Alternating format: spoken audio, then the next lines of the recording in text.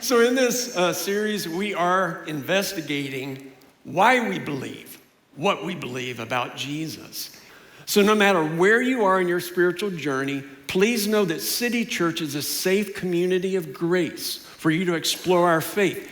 And this is a community where you can get real and get honest about any doubts you may have.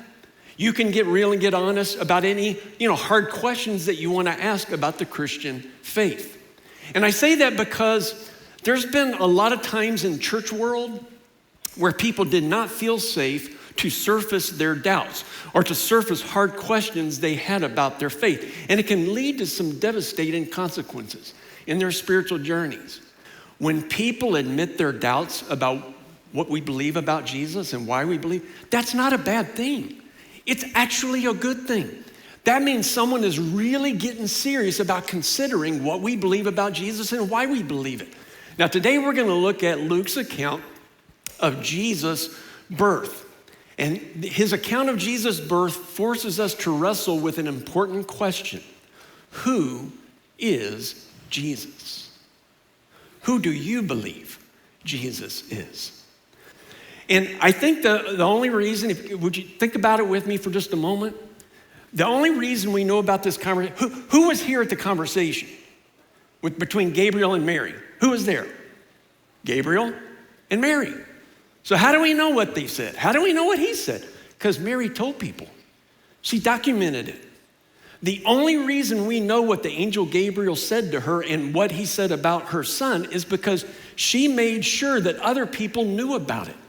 Luke is getting firsthand information from her. This becomes, we don't know how he got it from her, but this becomes Mary's eyewitness account of what the angel Gabriel said to her about her son, Jesus. And Mary, because of all that she had experienced from firsthand as an eyewitness, she believes that Jesus is the Son of God. And can I just speak to the mothers out there? Are there any mothers that could conceive of your son being the Son of God? I mean, my mom loves me and she even likes me and she supports me, and all of that, but my mom knows everything. There ain't no way my mom would think I'm the Son of God. But Mary did. She knew what she experienced. She knew what she witnessed.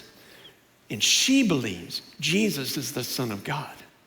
And because Mary believes, because of her eyewitness account, I believe.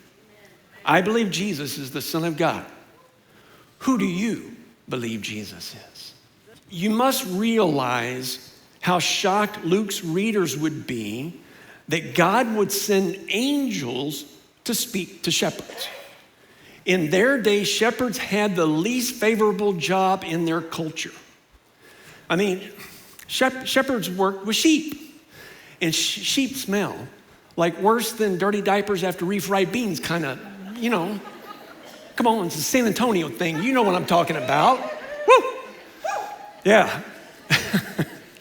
And because of what they did, they were considered ceremonially unclean by the religious leaders, which meant they very seldom could go to any of the religious gatherings of their Jewish faith.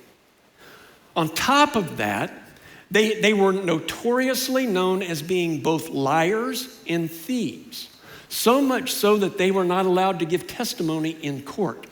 So the shepherds, they were religious outcasts with questionable morals. So why does God send angels to talk to shepherds?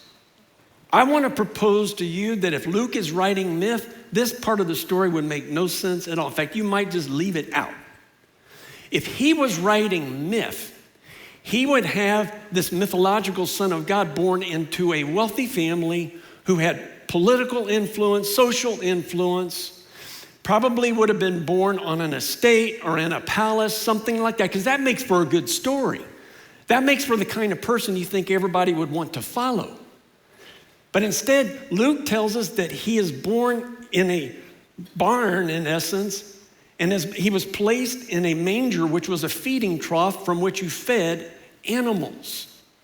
And this is so important. I think the reason Luke tells us these details about Jesus' birth is because his account is not only about who Jesus is, his account is about who Jesus is for.